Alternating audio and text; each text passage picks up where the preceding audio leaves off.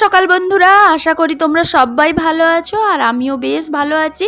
তো আজ সকাল সকাল দেখো ফেরিওয়ালা দাদা মাছ নিয়ে চলে এসছে আর এখান থেকেই ব্লগটা শুরু করছি আজকে।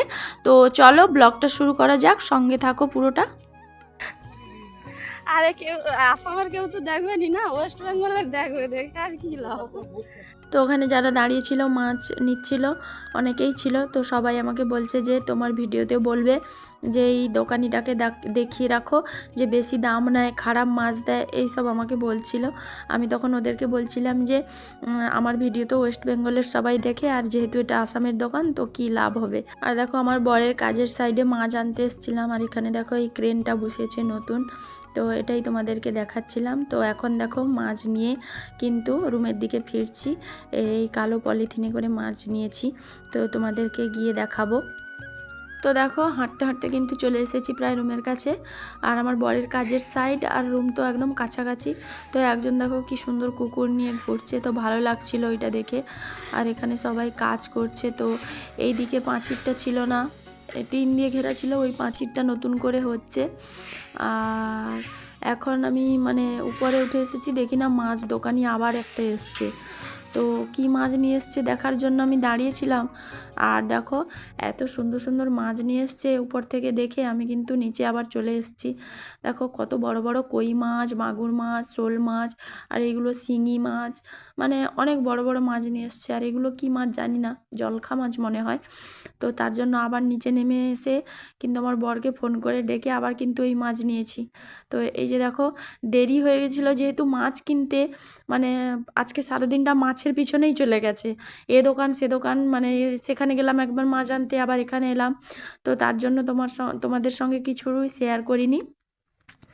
আর দেখো এই যে পাবদা মাছ নিয়েছি আর মাগুর মাছ নিয়েছি। তো এইগুলো আজকে রান্না করব, একটু বেশি করে সব রান্না করে নেব, যেহেতু আমাদের এখানে ফ্রিজ নেই তো রাখবো কিসে, তার জন্য বেশি করে রান্না করে নেব, দুবেলা খেয়ে নেব।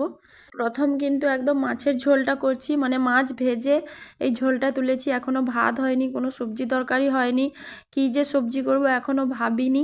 তো দেখা যাক কতটা কি করি। আর এদিকে এই মাছ কাটা ধোয়া, তারপরে আবার মাছ আনতে গেলাম, এই সব করতে করতে কিন্তু আমার অনেকটা সময় চলে গেছে, তাই তোমাদের সঙ্গে তেমন কিছু আজ শেয়ার করিনি, এই মাছ নিয়েই পড়ে আছি। তো দেখো আমরা এখন খেতে বসে গেছি। এই যে ঝোল রান্না করেছি, আর একটা সবজি বলতে ওই ফুলকপি ডাঁটার তরকারি করেছি মাছের মাথা দিয়ে, মাগুর মাছের মাথা দিয়ে। আর সব একটু বেশি বেশি করেছি যেহেতু, তার জন্য একটু করে রেখে দিচ্ছি, মানে আবার সন্ধ্যার সময়ও খেয়ে নেব, রাতেও খেয়ে নেব, সন্ধ্যার সময় বলছি, রাতেও খেয়ে নেব। আরও দেখো নুন কৌটো চাইছিল তাই দিলাম। আর মাছের ঝোল আর ফুলকপি ডাঁটার তরকারি কোনো রকমে মোটামুটি রান্না করেছি, তো দেরিও হয়ে গেছিলো। আর এখন দেখো সন্ধ্যার সময় রান্নাঘরে চলে এসেছি। শুভ সন্ধ্যা বন্ধুরা, তো সন্ধ্যার সময় চলে এসেছি একটু টিফিন করব বলে। আর তো টিফিনে একটু চাউমিন বানাবো, আর আজকে চাউমিনটা একটু মানে ভালো করে করবো ভাবছি। তো প্রত্যেকদিন নর্মালভাবে চাউমিন করি, মানে ডিম দিয়ে আলু দিয়ে করে দিই, তো আজকে একটু মটরশুঁটি টুটি দিয়ে করব। তো আর সন্ধ্যার সময় টিফিন না খেলে না ভালো লাগে না, চার সঙ্গে একটু কিছু খেতে হয়। এখানে মুড়ি পাওয়াটা তো খুব চাপের, আর তার জন্য এই ম্যাগি বা চাউমিন বা তোমার ধরো রুটি, তো রুটি ভাজাটা আমার কাছে আবার একটু কষ্টকর হয়, তো এই জন্য চাউমিন করবো চলে এসেছি। আর গলাটা এত ধরে আছে, আর এখানে এতটা ঠান্ডা, এমনিতে আমার শীতকালে প্রবলেম হয়, ঠান্ডা লাগার ধাত আছে, তোমাদেরকে আগে বলছিলাম। আর আমার মানে সবসময় গলাটা এতটা ধরে আছে, মানে কথা বলতেও কষ্ট হচ্ছে তোমাদের সঙ্গে। তো চলো চাউমিনটা তাড়াতাড়ি ঝটপট করে করে ফেলি, কারণ তোমাদের দাদাভাই আবার চলে আসবে, তো ও কাজ থেকে এলে ওরও একটু খেতে ইচ্ছে হয় টিফিন। তো চলো তাড়াতাড়ি করে ফেলি, চাউমিনটা করে আবার তোমাদের সঙ্গে কথা হবে, তো চলো।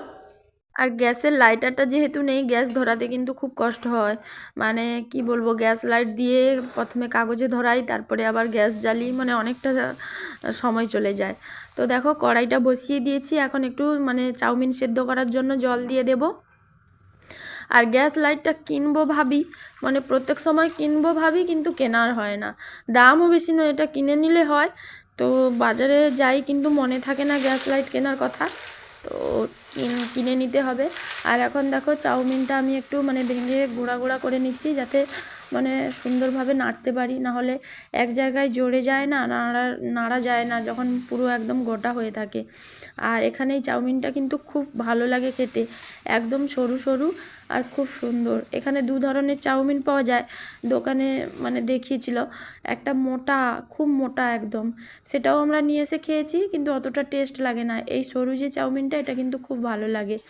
তো দেখো চাউমিনটা কিন্তু প্রায় হয়ে এসছে, আর চাউমিনটা হয়ে গেলে একটু চা বানাবো। তো দেখো এই যে আজকে একটু লিকার চা বানিয়েছি, প্রত্যেক দিন দুধ চা বানাই, কিন্তু আজকে একটু আদা দিয়ে ভালো করে লিকার চা বানিয়েছি, কারণ গলাটাও খুব ধরে আছে, আর ঠান্ডার সময় এরকম আদা দিয়ে চা খেতে কিন্তু ভালো লাগে।